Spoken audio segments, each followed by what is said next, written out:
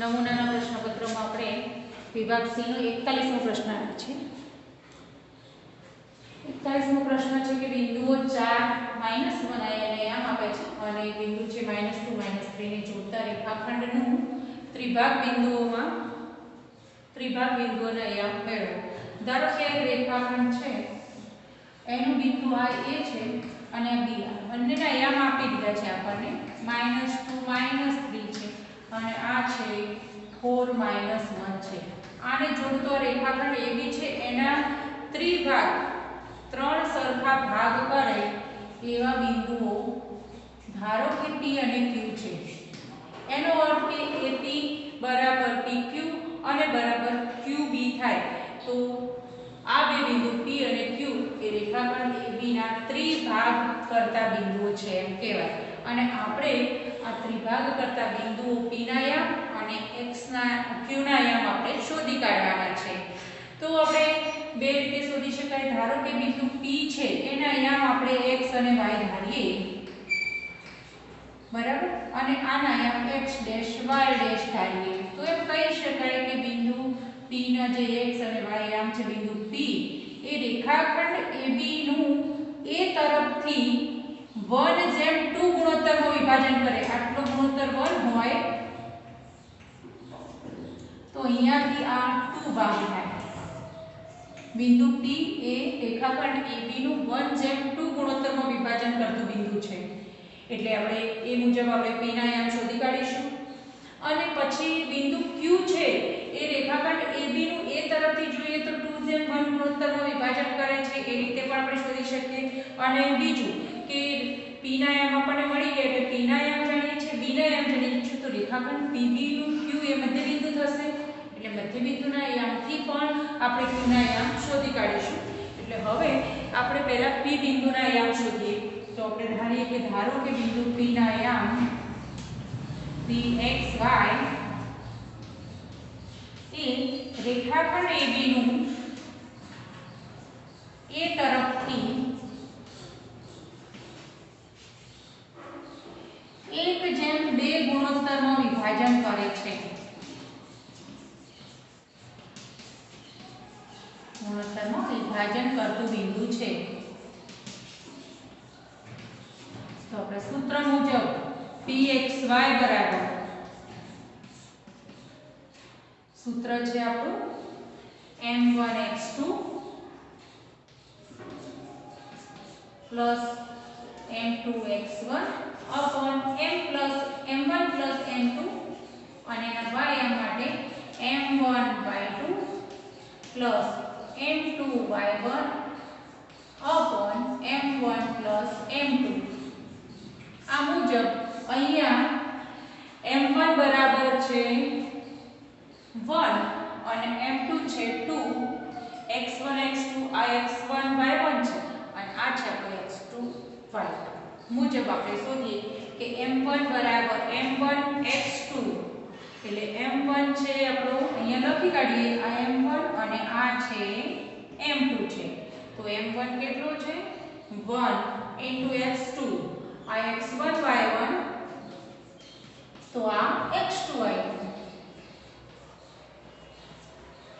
m1 એટલે 1 x2 x2 એટલે -2 plus m2 એટલે 2 x1 x1 એટલે 4 અપોન m1 પ્લસ m2 એટલે કે 1 પ્લસ 2. આ એનો એક સેમ મળી ગયો. y માટે પણ એ જ રીતે m1 એટલે 1 y2 એટલે -3 પ્લસ m2 એટલે 2 અને y1 એટલે -1 અપોન 1 પ્લસ 2. માટે Pxy બરાબર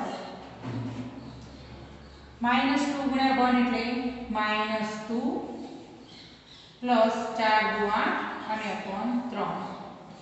અહીંયા -3 2 ગુણ્યા -1 એટલે -2 અપોન 3 એટલે કે Pxy -2 પ્લસ 8 એટલે 6 અને 6 ભાગ્યા 3 એટલે 2 એટલે કે એનો એક્સ આમ છે 2.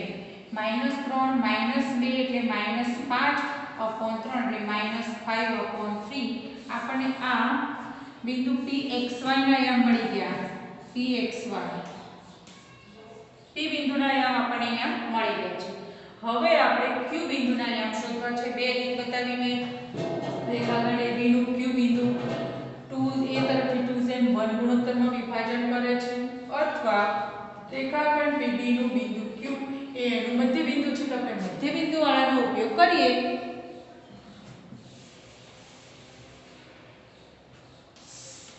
તો બિંદુ q ના આયામ છે x' y' એ રેખાખંડ PB નું મધ્ય બિંદુ છે. માટે મધ્ય બિંદુ q x' y' બરાબર મધ્ય બિંદુના આયામ બરાબર x1 + x2/2 y1 + y2/2. આ છે x1 અને આ x2.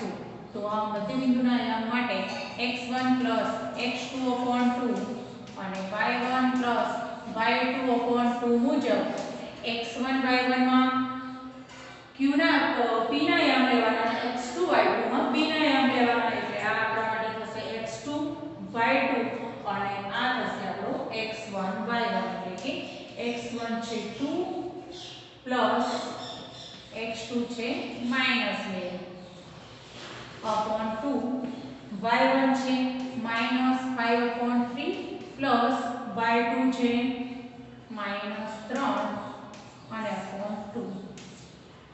2 પ્લસ માઈનસ એટલે 0/2 એટલે 0 અને અહીંયા -5/3 અને -3 એનો લસા લઈએ તો 3 લસા -5 -9 એટલે -9 ને 5 14/3 અને નીચે 2 છે ગુણ્યા 2 એટલે 6 3 અને -14/6 એટલે 2 ભાગ નીચે 3 ને અહીંયા 7 એટલે -7/3 આપણો જવાબ છે. તો બિંદુ q ના આયામ આપણને મળી ગયા. તો આમ બિંદુ q અને બિંદુ p આ ત્રિભાગ બિંદુના આયામ છે. તો આમ રેખાખંડના ત્રિભાગ બિંદુના આયામ બિંદુઓના આયામ p 2 - 5/3 અને q 0 - 7/3 છે. અહીંયા આપણો જવાબ પૂરો થયો.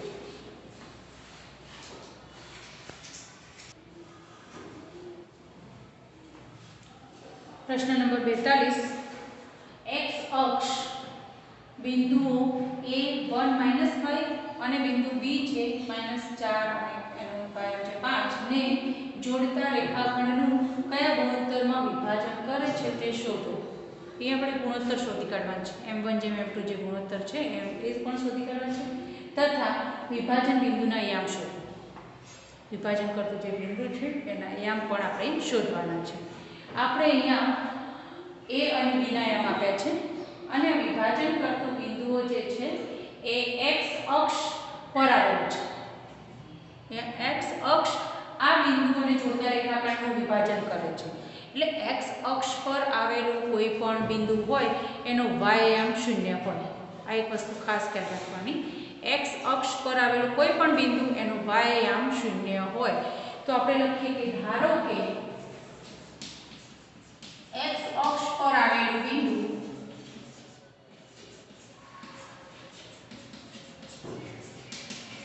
બિંદુ p જે છે કે આનું વિભાજન કરે છે. બિંદુ p વિભાજન કરે છે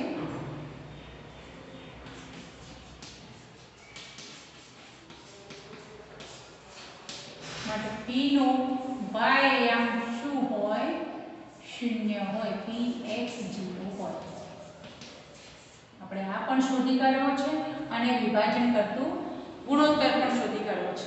અને આપણે કહીએ કે બિંદુ p એ રેખાખંડ AB નું કે જેમ 1 ગુણોત્તરમાં વિભાજન કરે છે.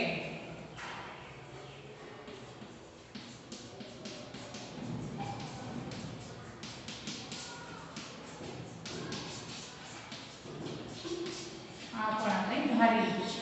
માટે વિભાજન કરતું બિંદુના યામ બરાબર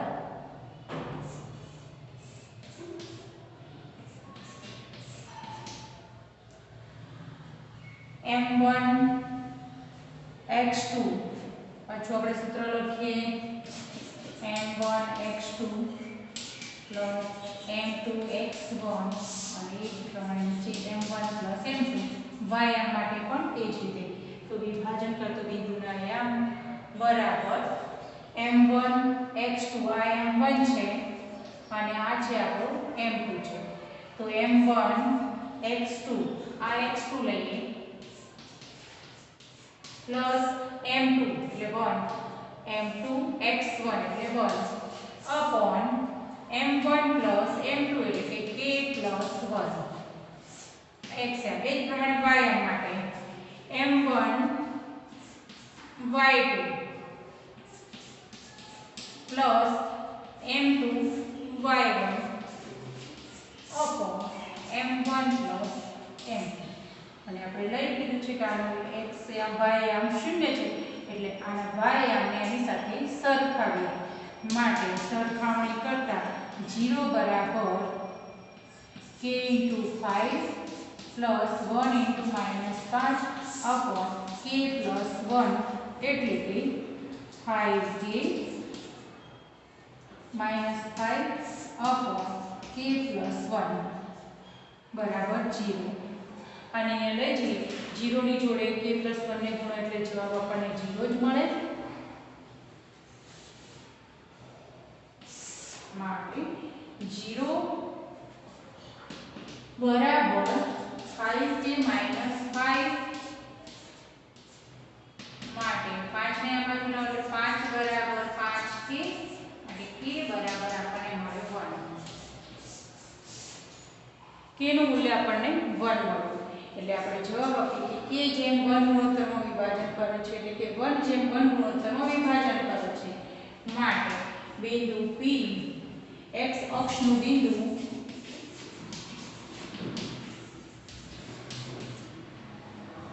એ રેખાખંડ AB નું 1 જેમ 1 ગુણોત્તરમાં વિભાજન કરે છે.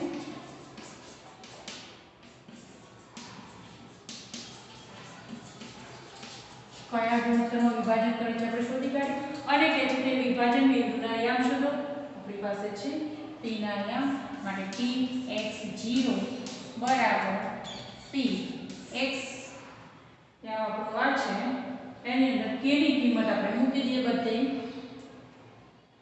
k ની કિંમત આપણે મૂકી દઈએ.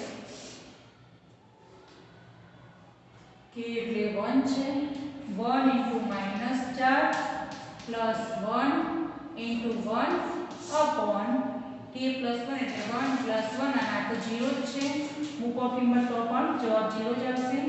માટે p -4 અને 1 * 1 એટલે +1 અને અપોન 2 અને 0 એટલે કે p -4 + 1 એટલે -3/2 અને એનો y યામ છે 0. તો આ છે એ વિભાજન બિંદુના યામ છે. આ શું છે? વિભાજન બિંદુના યામ. અને આ છે આપણો વિભાજનનો ગુણોત્તર.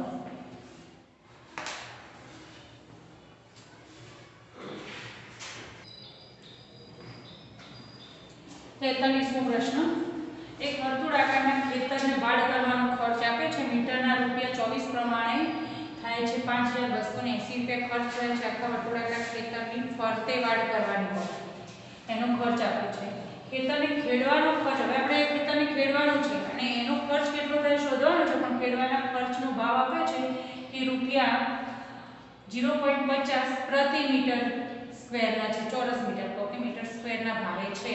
તો આપણે ખેડવાનો ખર્ચ આપણે શોધવાનો છે. આપણે અહીંયા જુઓ કે વર્તુળાકાર ખેતર છે તો વાડ એના પરિઘ પર કરીએ અને ખેડવાનું હોય ત્યારે એનું ક્ષેત્રફળ શોધવાનું. અહીંયા આપણે ખેડવાનું હોય ત્યારે ક્ષેત્રફળ શોધવાનું અને પછી ભાવ પ્રમાણે આપણે કિંમત શોધીશું. અને વાડ કરવાની હોય તો વાડ એના પરિઘ પર કરાય અને આપણને પરિઘ પર જે વાડ કરવાનો છે એનો ખર્ચ આપ્યો છે ભાવ પ્રમાણે, તો આપણે એના પરથી એનો પરિઘ શોધી કાઢીએ અને પરિઘ ઉપરથી એની ત્રિજ્યા શોધી કાઢીએ. કેમ કે અહીંયા વર્તુળની આપણને ત્રિજ્યા નથી આપી. શું નથી આપ્યું? ત્રિજ્યા આપણને આપી નથી. માટે ખેતરને વાડ કરવાનો વિસ્તાર બરાબર વર્તુળનો પરિઘ.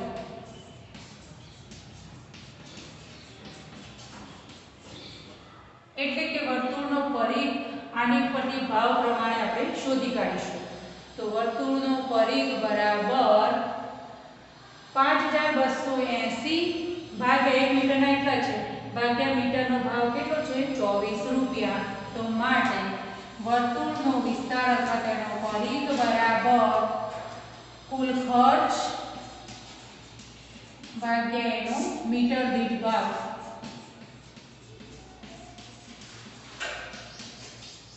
કુલ ખર્ચ આપણને આપી દીધો છે 5280 અને ભાગ્યા આપણને 24 પ્રમાણે આપ્યું છે. તો આ આવશે આપણો પરિઘ.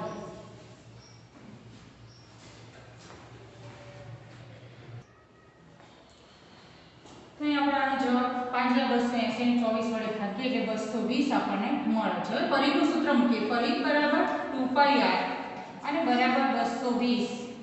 પાઈનું મૂલ્ય આપણને કીધું છે 22 2 × 22 અને ગુણ્યા r બરાબર 220. માટે આપણે અહીંથી r શોધી કાઢીશું.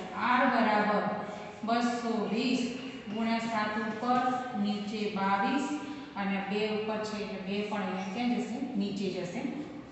22 ને અહીંયા ઉડાડો એટલે વધશે 10, અહીંયા ઉડાડો એટલે 5 એટલે r બરાબર 7 ગુણ્યા 5 35 મીટર આપણને આ વર્તુળાકાર મેદાનની ત્રિજ્યા મળી ગઈ. r 35 metre. હવે 35 મીટર ત્રિજ્યાવાળા વર્તુળાકાર મેદાનને ખેડવાનું છે. તો ખેડવા માટે આપણે વર્તુળનું ક્ષેત્રફળ શોધીશું. માટે વર્તુળાકાર ખેતરનું ક્ષેત્રફળ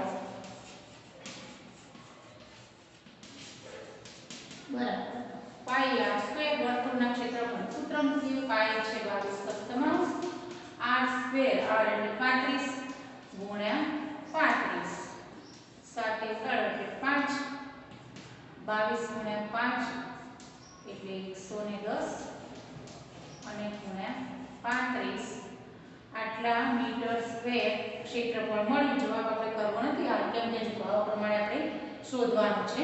માટે હવે ખેતર ખેડવાનો ખર્ચ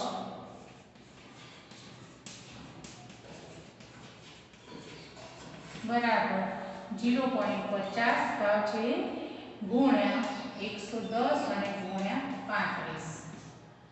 0.50 એટલે 50 નીચે 100, 110 અને ગુણ્યા 35. હવે 11 ગુણ્યા 5 55 અને ગુણ્યા 35 એટલે આપણે જેનો ગુણાકાર કરીએ એ આપણું શું આવશે? જવાબ આવશે રૂપિયામાં.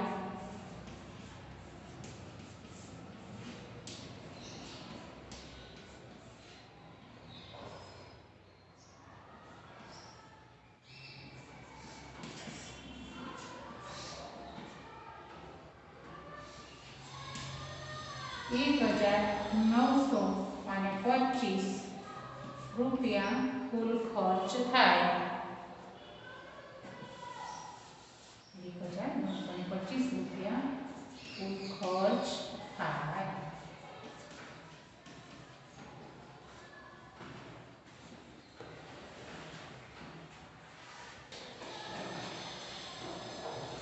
પ્રશ્ન નંબર 44. એક ઘડિયાળના મિનિટ કાંટાની લંબાઈ 14 સેમી છે. મિનિટ કાંટો 5 મિનિટમાં પરિભ્રમણ કરીને જે ક્ષેત્રફળ રચે તે ક્ષેત્રફળ શોધો. આપણે પહેલા કેવા પ્રકારનું ક્ષેત્રફળ રચશે એ આપણે આકૃતિ દોરી અને જોઈ લઈએ. ધારો કે આ એક ઘડિયાળ છે.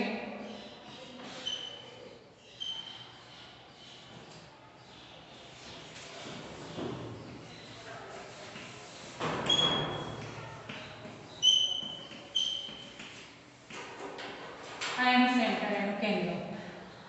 અને ઘડિયાળના કાંટાની લંબાઈ મિનિટ કાંટો એની લંબાઈ 14 સેમી છે અને 5 મિનિટમાં જે પરિભ્રમણ કરે, ધારો કે આ મિનિટ કાંટો જે છે એ 5 ઉપર છે, પછી ત્યાંથી 6 ઉપર આવે ત્યારે એને 5 મિનિટનું પરિભ્રમણ કર્યું કહેવાય મોટા મિનિટ કાંટા. મિનિટ કાંટાએ 5 મિનિટનું પરિભ્રમણ 5 થી 6 ઉપર જાય કે 4 થી 5 ઉપર જાય, બે ક્રમિક કાંટાઓ વચ્ચે મિનિટ કાંટો ફરે એટલે 5 મિનિટ અંતર કાપે. આ જે છે આ તો એની ત્રિજ્યા થશે. તો આપણને ખબર છે કે આ કયા પ્રકારનો પ્રદેશ રચાશે? લઘુ વૃત્તાંશ રચાશે. આ લઘુ વૃત્તાંશ રચાશે એટલે આપણે પરિભ્રમણ કરીને જે ક્ષેત્રફળ રચે છે તે શોધો તો આપણે વૃત્તાંશનું ક્ષેત્રફળ શોધીશું. વૃત્તાંશનું ક્ષેત્રફળનું સૂત્ર પણ આપણી પાસે છે πr²θ/360. અહીંયા આપણને ત્રિજ્યા r એટલે કે આકૃતિમાં દેખાય છે કે મિનિટ કાંટાની જે લંબાઈ છે એ આપણું છે ત્રિજ્યા છે એટલે આપણને એ આપી દીધી છે 14 સેમી.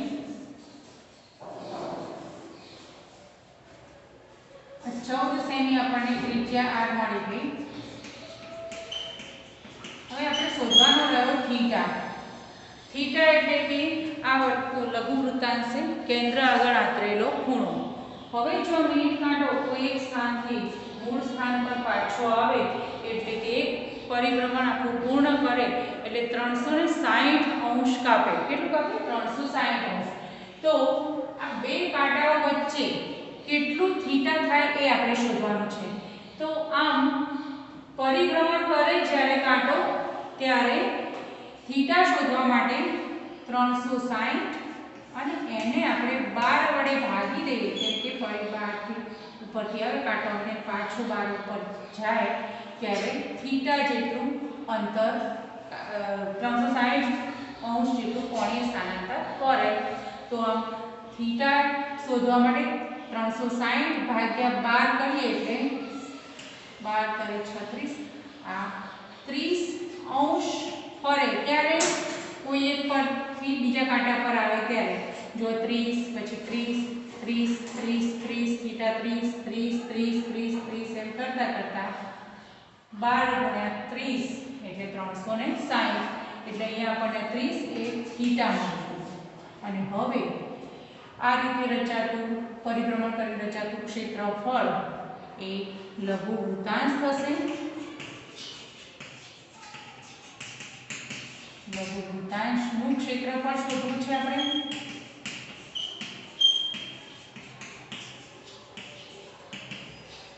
માટે લઘુ વૃત્તાંશનું ક્ષેત્રફળ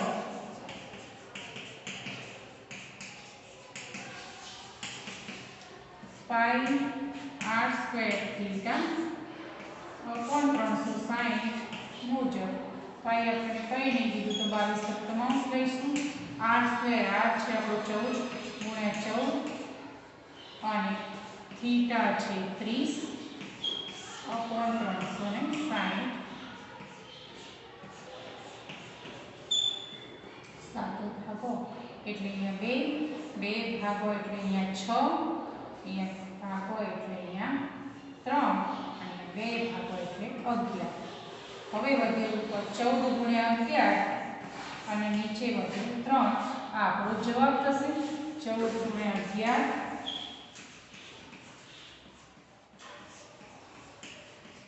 154 અને 3 ને ભાગી દશાંશમાં જવાબ લાવી દઈએ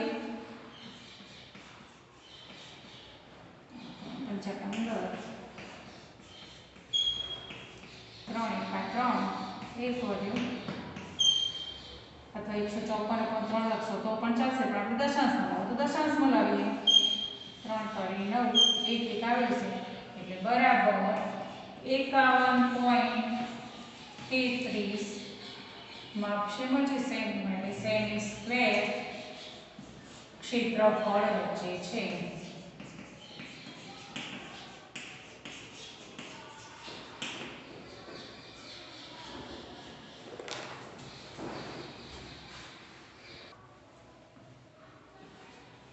प्रश्न नंबर 45 5 ચોકટના પત્તા. આપણી પાસે 5 જ પત્તા છે ચોકટના. એમાં એક છે 200 ગુલાબ રાણી રાજા અને એકો. તે તે તમામના મુખને નીચે તરફ રાખી અને સરખી રીતે ચીપેલા છે અને પછી એક પત્તું યાદચ્છિક રીતે ખેંચવામાં આવે છે, તો એમાં આપણે આ પ્રકારની સંભાવના શોધવાની છે કે પત્તું રાણીનું હશે એની સંભાવના શું છે શોધી કાઢીએ. પછી જો રાણીને કાઢીને એક બાજુ મૂકી દઈએ તો બીજું પત્તું ખેંચવામાં આવે તો એ એકો હોય એની સંભાવના શોધો અને રાણી હોય એની સંભાવના શોધો. એટલે અહીંયા 3 માર્ક્સનો પ્રશ્ન છે એટલે 3 સંભાવનાઓ કુલ શોધવાની છે. અહીંયા રકમને બરાબર સમજવાની છે કે કુલ પત્તા અહીંયા 52 નથી પણ કુલ પ્રયત્નો છે 5 જ. કુલ પ્રયત્નો બરાબર 5, આપણી પાસે 5 પત્તા જ છે. એમાંથી એક પત્તું યાદચ્છિક રીતે ખેંચી કાઢીએ એટલે પહેલી સંભાવના શોધી કે પત્તું રાણીનું હોય એની સંભાવના. તો પત્તું રાણીનું હોય તેમાં પ્રયત્નો કેટલા થશે? 1 જ થશે. માટે સંભાવના PE બરાબર ઘટનાના પ્રયત્નો ભાગ્યા કુલ પ્રયત્નો. માટે PE બરાબર ઘટનાના પ્રયત્નો છે કુલ પ્રયત્નો છે 5 એટલે PE બરાબર આપણને 1.5 મળી જવાનું એટલે 1 માર્ક્સ થઈ ગયો તમારો. બીજા માર્ક્સમાં બીજા માટે શું છે? જો રાણીને કાઢીને એક બાજુ મૂકી દો, 5 પત્તામાંથી રાણી કાઢી દઈએ તો હવે પત્તા રહ્યા કેટલા? 4 હતા. એટલે બીજા પર જો રાણીને કાઢીને એક બાજુએ મૂકી દેતા